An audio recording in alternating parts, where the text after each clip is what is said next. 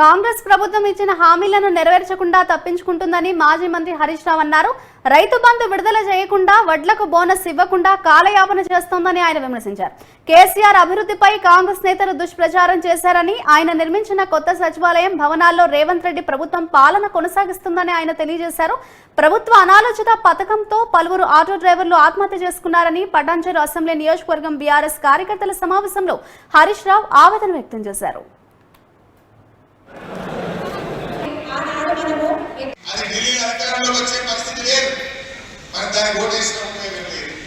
వాళ్ళు చెప్పిన 480 హామీలను అమలు చేయించాలంటే, మాట తప్పిన కాంగ్రెస్ మెడలు వంచాలంటే బీఆర్ఎస్ పార్టీ గెలవాలనేటువంటి విషయాన్ని మనం గట్టిగా ప్రజల్లోకి తీసుకుపోవాలి.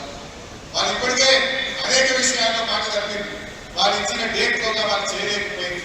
అవన్నీ కూడా మేము పోరాడతాం. గట్టిగా కాంగ్రెస్ పార్టీ మీద ఒత్తిడి తెస్తాం.